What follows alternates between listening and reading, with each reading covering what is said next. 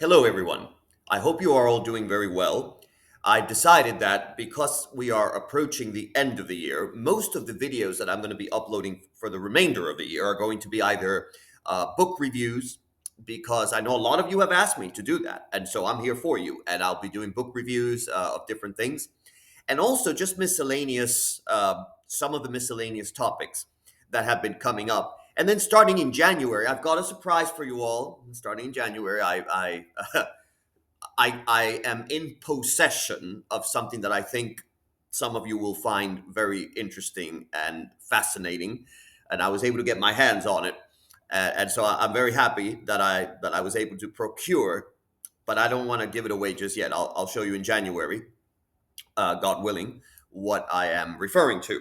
But it's something that a lot of you have been discussing in one of my more popular videos. I'm making this video specifically because yesterday, an honors, and I say that in quotation marks because we're living in an age where a lot of things that are, a lot of students who are not really honor students are being called honor students by their educational systems, because we're living in an age in America right now, and probably other countries too, at least in the Western world, probably not in some of the other non-Western countries, but at least those of you who follow the trends. The trend now is to not make anyone feel bad. The trend is to tell everyone how wonderful they are, and that the no matter how poor your workmanship is or your mathematics, you're going to pass anyway. And the expectation is that if you pass, in other that if you I'm sorry, not if you pass, that if you fail, that it's somehow it's just not done anymore in many places. In fact, in some schools, they don't even give out Fs anymore.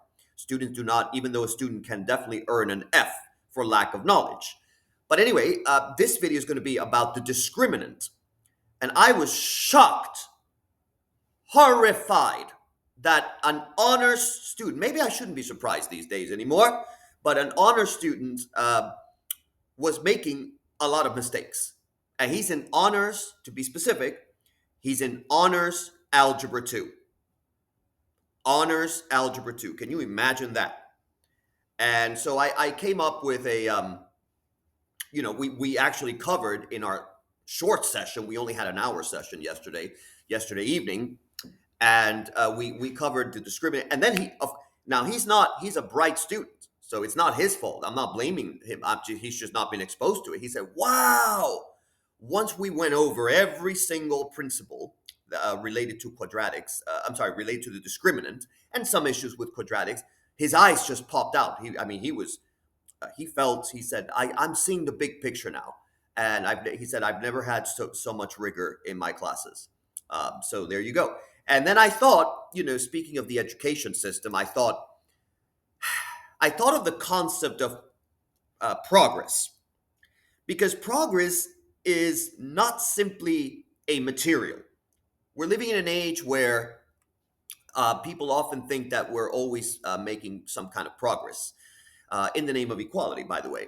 But it's also progress. It's a cultural and a spiritual thing to me. It's I thought of a quote by John Adams, one of our great founding fathers. And here at City Tutoring, we love our founding fathers, and we do not revise history. We like truth. They were not perfect men, but we do not disparage our history here. And John Adams, I think he put it best, because he wrote a letter to his wife, Abigail, and he said, I must study politics and war, that my sons may have liberty to study mathematics, emphasis mine, and philosophy, in order to give their children a right to study painting, poetry, music, architecture, statuary, tapestry, and porcelain. And Adams knew, even back then, that civilization is a fragile thing. And once you lose it, it takes generations to regain, if you're going to regain it at all. Sometimes you don't. And so I believe that we have to constantly reaffirm our values. And we have to affirm certain truths that I strongly believe in. You may disagree with me, but I strongly believe in certain truths. And I believe in constantly reaffirming that our Western civilization is worthy of an unfaltering and unapologetic commitment to its perpetuation. We are living right now in an age where there has been a steady, in the past 2 or 3 decades, I would say it started in the 1990s actually. Uh, we are starting to see an erosion of freedom of all kinds. For example, here in the United States, it has been a very long time since we have not had the kind of tribal thinking that we are seeing today. And I'm not talking about a political party, by the way. I do not endorse on, it's more about a trend that I am seeing. And it is a trend that has to do with tribal thinking. It is a rejection of freedom and reason. And I strongly condemn that. I strongly stand against collectivism. And I believe in the freedom of the individual, and I believe in the Enlightenment, the values of the Enlightenment, within a Christian framework, of course. But anyway, I won't get to that too much today. But going back to the topic, this student is an honor student, and I couldn't help but think of that, right? Because a lot of people have been placed in courses and levels that are not compatible with what they actually know, and they are omitting a lot of things in our public schools. And he's in algebra 2 at a public school. So anyway, here goes. I'm going to go through everything about the discriminant, and hopefully the video is helpful to you. By the way, please continue to support. If you support the ideas of this channel, if you support what I am doing, I beg of you to please continue to subscribe. You have no idea how grateful I am to you, because I will continue to produce mathematical content for you. But I'm just immensely grateful for your support, because I feel very blessed by you. I've read all your comments. I try to answer everyone that I can. Sometimes I'm not able to answer every single comment, but I do my best. So thank you once again for everything that you are doing for me. And I plan to work as I always do. I want to work harder and harder and harder just for you, because I believe in the value of work. I believe that I am here to work. I am here to produce. That's all I've ever known. Uh, all I've ever known is work. I can't just sit there and do nothing. So thank you, everyone, and here goes. All right, everybody. So a couple of things about quadratic equations, specifically the discriminant. The discriminant. First, let us discuss the conditions that you need for a quadratic equation. Now, the quadratic form is ax squared plus bx plus c. A cannot be equal to 0, obviously, otherwise you would have a linear equation. And, of course, the coefficients A, B, and C must be elements of the real numbers, the set of the real numbers. Now, this that you see here is the quadratic formula. So if you are in Algebra 2, by now, you should be very familiar with the quadratic formula. And if you're not familiar with the quadratic formula, you've got to prioritize it. And you have to reevaluate certain things. Why are you in Algebra 2 if you don't know this? Right? So there is something we're going to learn today about, those of you who have heard about it. There's something called the discriminant. The discriminant. What is that? Well, it's a quantity that appears, you see that radical sign there in the numerator? So the quantity that appears beneath it in the quadratic formula, it can tell you that is the discriminant, right? So let's just circle that in red. So this, not including the radical symbol, by the way, just this, b squared minus 4ac. This is called the discriminant. And the discriminant can tell you whether the roots of a quadratic formula are real or imaginary. And that's why it's called the discriminant. It has a discriminating ability. Even though the word discrimination nowadays, it tends to have a negative connotation, but sometimes you should also know that it can be a positive thing. You need to be a discriminating person in order to make wise decisions. And if you're not making discriminating decisions, then you're not making wise decisions. You often have to distinguish between things that benefit you or that are beneficial to you in the long run and things that are not. So we all perform. Of course, there's also bad kinds of discrimination, right?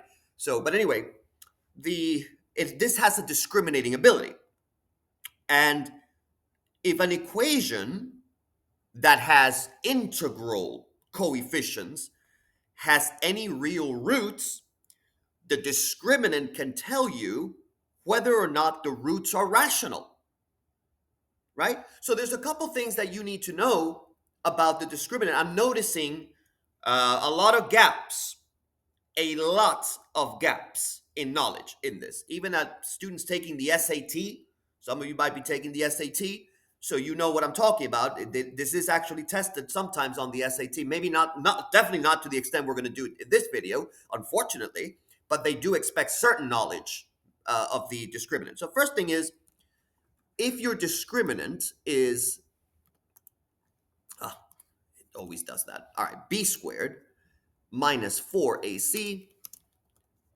if it is less than 0, then there are two conjugate imaginary roots. All right? So that's one of the conditions. If it is equal to 0,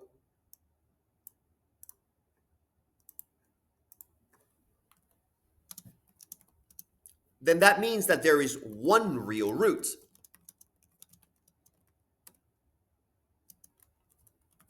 And we call it a double root, by the way.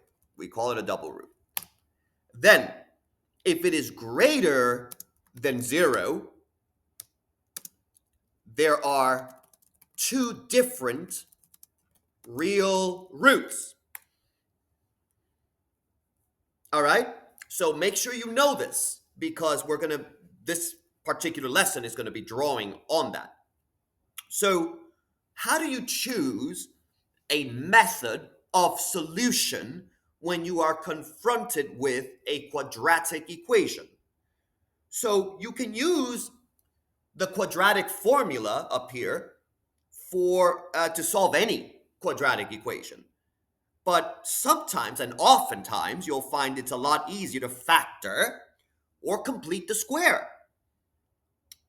Particularly if a, b, and c are integers and the discriminant is a perfect square.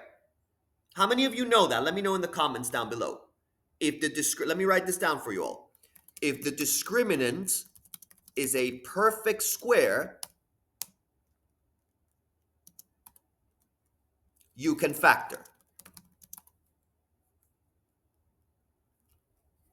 If a, b, and c are integers as well. All right? So you can factor if a, b, and c are integers if the discriminant is a perfect square. All right? Now, if the equation has the form, this is how you'll always know what to do.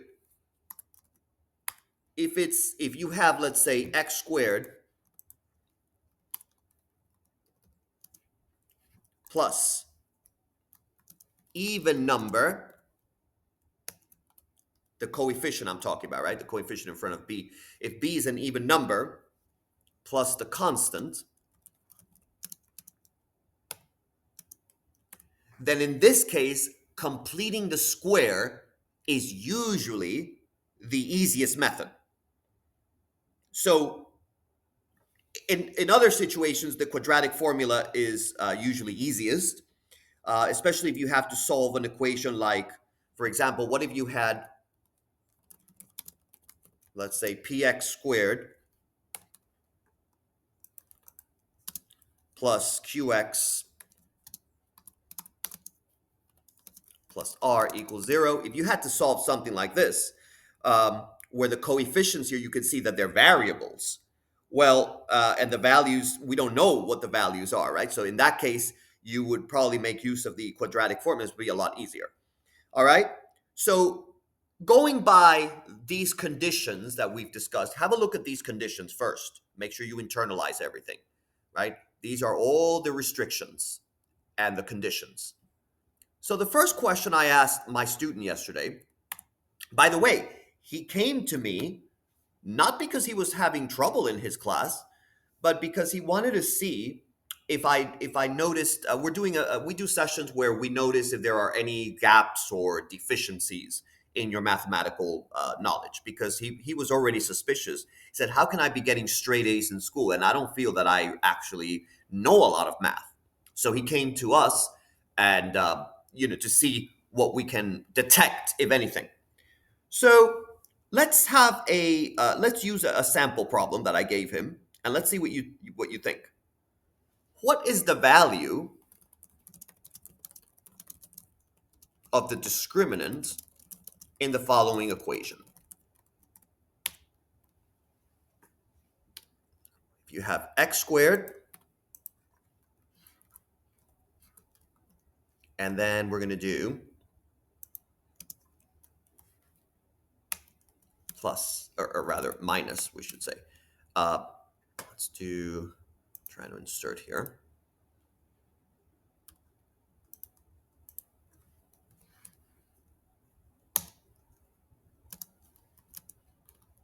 All right.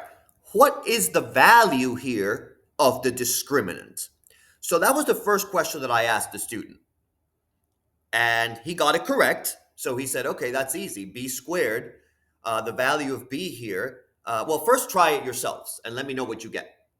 So pause the video. All right. If you paused the video and you got the answer of 1, you are correct. Why is that? Well, because the discriminant is b squared minus 4ac. The value of b here is 5, so that's 25, right? And then you subtract everything from here, you get the values, and you get an answer of 1, right? So that was the first question that he got correct. All right? The square root of 25 is 5, right? Minus 4, 5 minus 4 is 1. Pretty easy stuff, right? Hopefully. The next question that I asked him was this. Let me see if I had it here somewhere. Okay. Number 2, we'll label this. All right. 4x squared plus 8k plus k is equal to 0. What is the value of the discriminant? Now, again, you know that the discriminant, we have to find the discriminant to be b squared minus 4 times a times c. So I want you to tackle this problem and see what you come up with. This is the one where he started struggling with. He started struggling with this problem. All right, those of you who got as the discriminant, the value of the discriminant, we're going to say is negative 144k. Did you all get that? Did you all get that? Why is that? Because actually, there is no b here. So it's actually 0 squared, and that's what was throwing him off. But the logic is the same. If you don't have a b, then you have 0. So we would have had 0 squared minus 4. Now the value of a is 4, and we have the value of c, and we could do 4 times 9k, and this gives you negative 144k. All right, now, so that's part 1, but we're still not done. I then asked him in part B,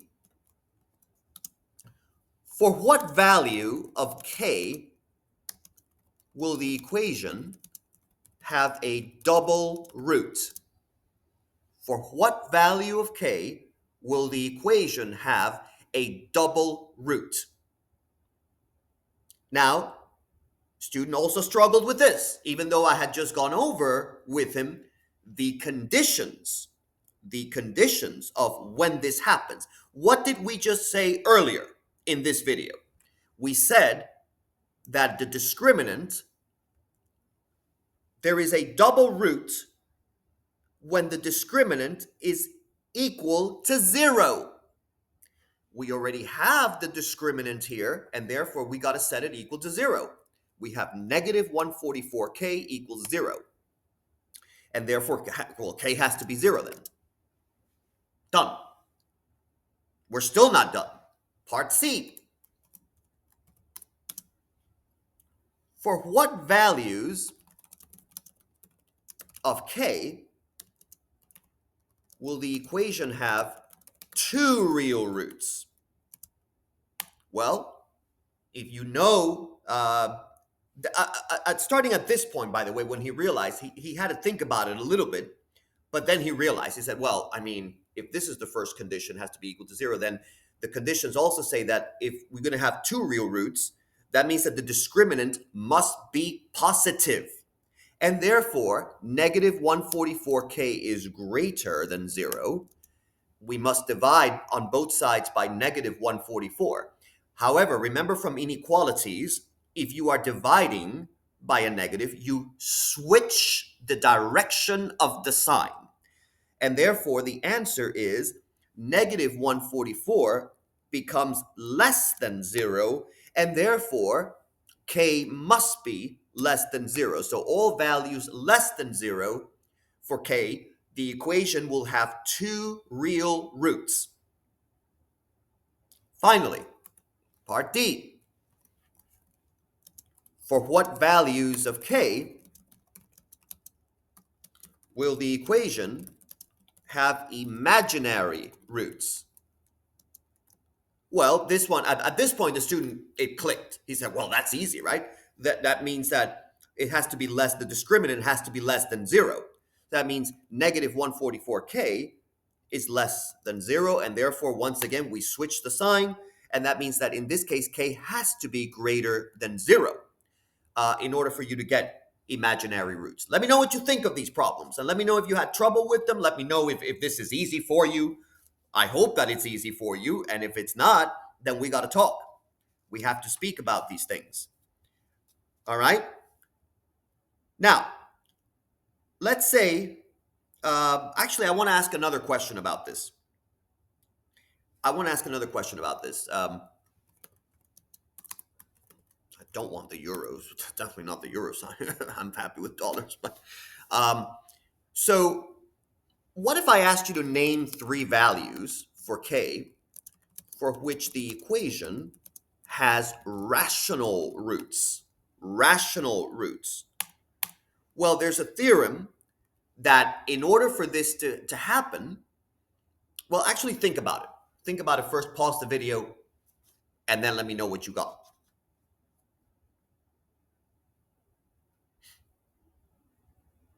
Okay, if you pause the video, in order for this to happen, the discriminant has got to be a perfect square. It has got to be a perfect square. All right, so therefore, if we're going to get a perfect square, we got to set the discriminant equal to n squared. So you could do negative 144k equals n to the square. And then, of course, if you solve, we're asking for values for k. That means that you now have to solve this equation in terms of k. If you rearrange it, you can get k equals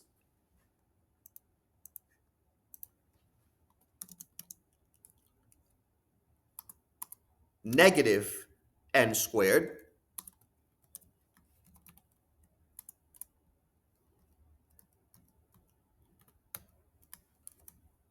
over 144.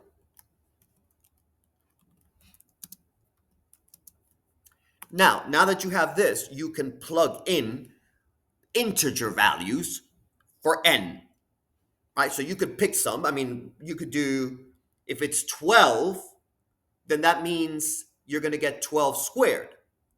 Right? So if n equals 12, then you get negative 144 over 144, which gives you negative 1. If n equals, you could do it for 6. You could plug in some values that are easy, and so that would give you some of the values that you need, right? 3 values for which you could get rational roots. one of the values is -1. If k is equal to -1, then therefore you would get rational roots. All right, so that's the first thing. Let me know what you think of these problems. Like I said, and I'm very curious to hear what you have to say about them, about these problems, and whether you've gone over these kinds of things in school. The other thing that I went over with the student that I was a little bit upset that he said that this was a correct procedure, even though it was partially correct, was when you're solving equations that are quadratic, you want to avoid uh, what we call losing a root, right? So the question I asked him was this.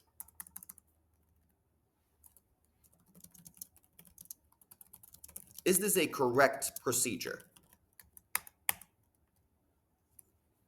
If I had an equation that has 4x times x squared minus 1 is equal to 3 parentheses x squared minus 1,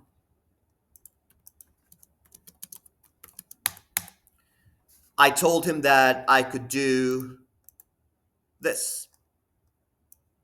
Common factor, cross them out. So now we have 4x equals 3. I solve for x. The value of x is equal to 3/4. Boom, I'm done. Done. And the student, the honor student said, yeah, that's fine. Really? Really? That's it? X is equal to 3/4? I'm done? No, I'm not having a spasm, but I'm shocked that you think this. I mean, you should know by now that just by looking at this, that if it's a quadratic or if it's a cubic, the degree of the equation, depending on the degree of an equation, it's gonna have a certain number of solutions, of potential solutions. If I just leave it at x equals 3/4, we got a problem here. So this is what we call, this is not appropriate to do. And this is what we call losing a root. And you got to remember not to lose a root by canceling a factor that is common to both sides of an equation. And how can you avoid this mistake? What can you do? You can avoid this mistake by remembering to add to your set of solutions all values of x that make the canceled factor 0. I'm going to show you two ways, right? But a simple way to avoid losing roots, you want to bring all the terms to one side of the equation, and then you got to factor it. So what do I mean by that? Well, let's erase this mess.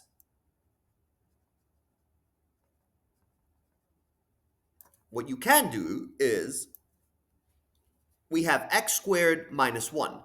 Well, if x squared minus 1 equals 0, if we set it equal to 0, then the roots are plus or minus 1. You already have two roots here.